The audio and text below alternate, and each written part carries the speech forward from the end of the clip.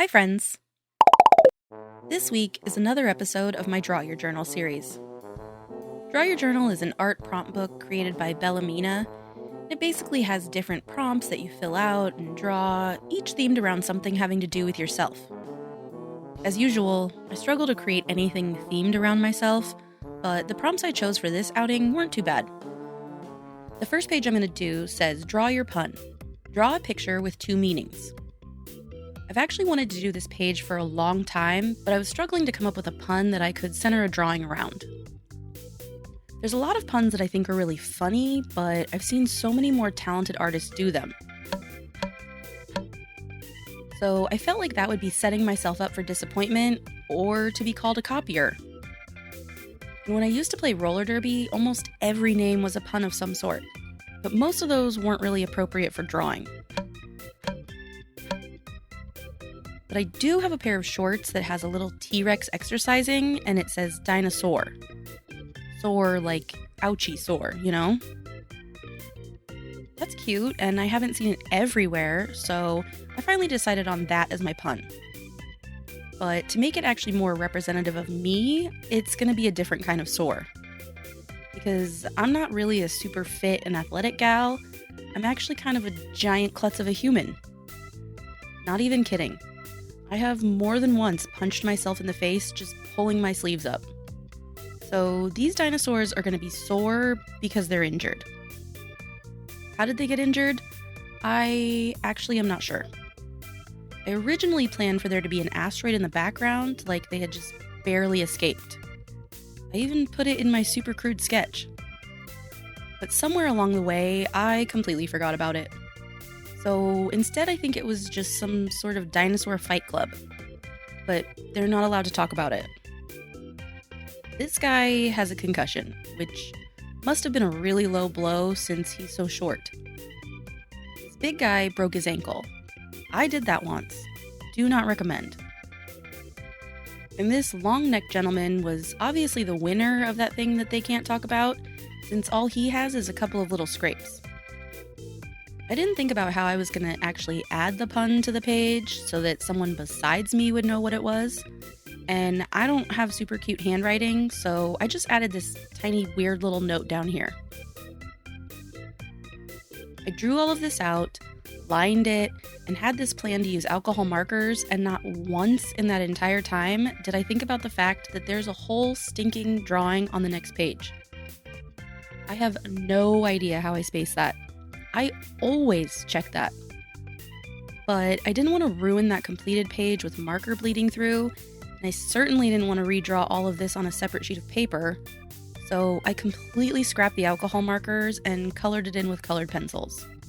I usually use alcohol markers before colored pencils to hide the scratchy streakiness of pencils. I've watched other people color with colored pencils, and somehow they always make it look like the pencils are so creamy and opaque, but I never have that experience. And these aren't even like Crayola pencils or something. These are Prismacolor. Do people just press insanely hard all the time?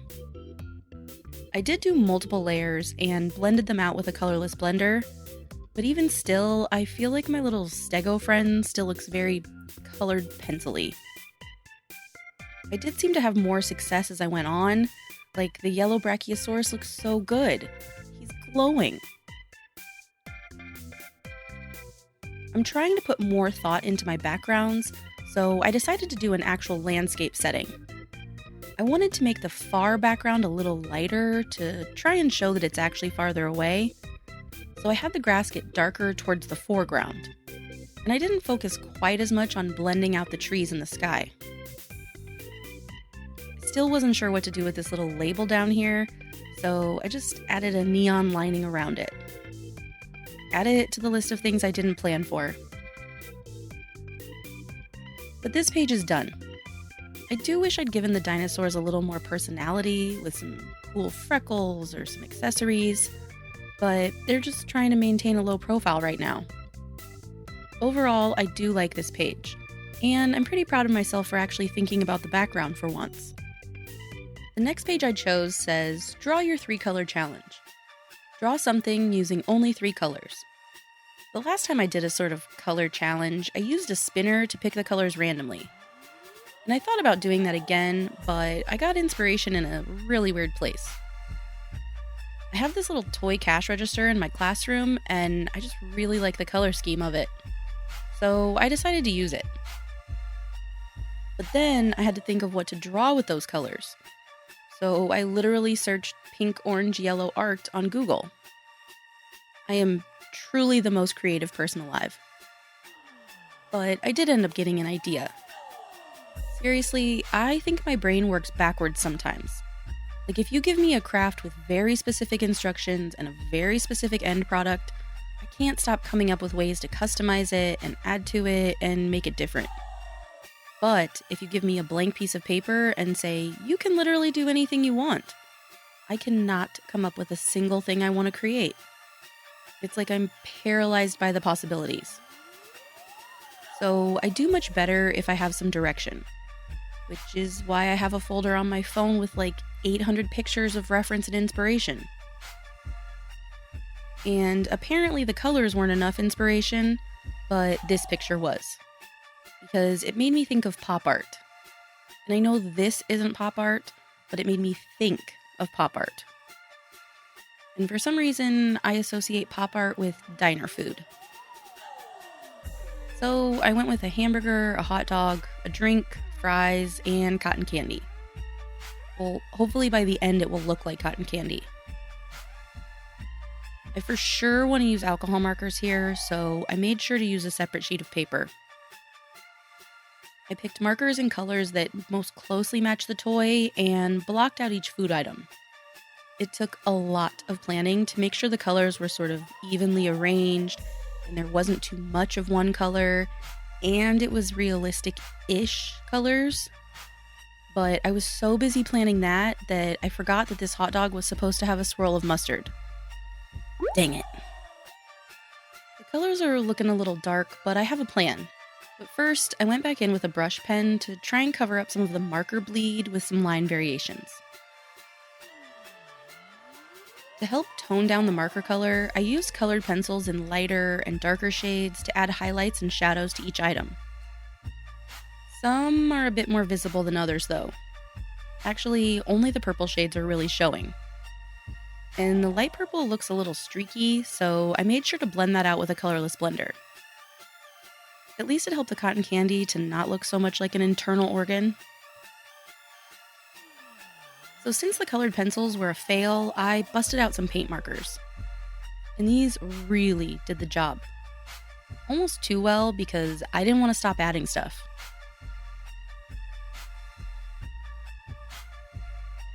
I love these fries so much. That super light yellow just makes them pop.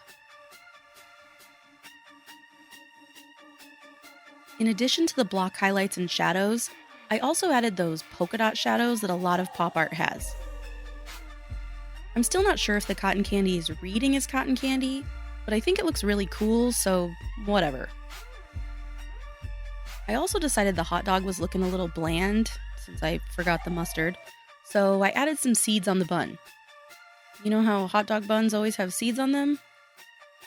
Whatever, I'll just reinforce that lunacy with some outlines.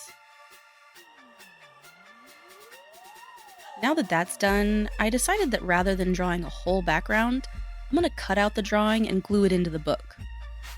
I left a sort of fat white outline around it, partly because I didn't want to get into the nooks and crannies between the food, and partly because I thought it looked cool. Except that the paper in the book is white, so it's not going to show. So when in background doubt, let's just throw on some chalk pastel. Then I glued in the drawing. And now this page is done. Despite the sort of aggressive color choice, I actually really like this page. I had a lot of fun with the pop art style, and I finally drew food that wasn't a dessert. Mostly. The last prompt I'm going to do says, draw your weather. Draw your favorite type of weather. And my favorite weather is snow. Yeah, it's a very unpopular opinion, but I love the snow. I think it's so pretty when it's falling and it makes everything look so sparkly. I know I said in a previous video that my favorite season is fall, and it is. but snow is my favorite weather. If it snowed more, winter would be my favorite season. But instead it's mostly just cold and wet and brown. Currently, our weather is very snowy. The day I was drawing this, we had something called a snow squall. You know what that is? Yeah, no one here did either. It's apparently whiteout conditions with like zero visibility. And I spent a really long time thinking about how to draw snow, and technically I could have just left the page blank and said it was a snow squall.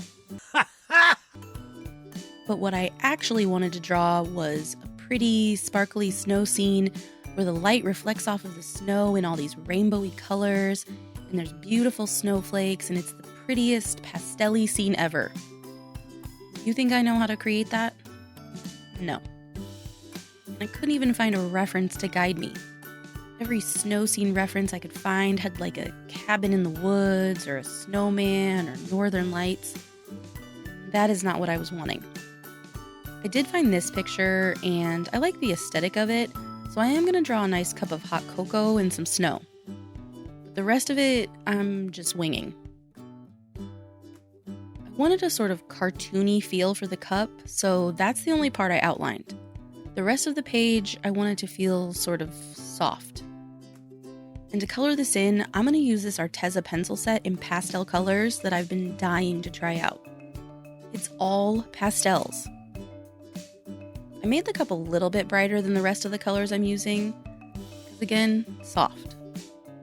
The snow, I tried to make sort of lumpy and rainbowy, but I don't think this is really looking like snow. I don't actually think it looks like anything at all. I went super light blue for the sky, almost so light that it's like I didn't do anything at all. And then, since I didn't think it looked like snow, I added snowflakes to help make it a little more obvious. I don't really think it helped. I tried going back over the snow lumps to make them just slightly more visible, but ultimately, I don't think this page is what I envisioned. Can't win them all, I guess. Maybe someday in the future, when I've had more practice, I can come back to this idea and redo it. So that's all for this week. What do you think? Thanks so much for watching, and I'll see you next time.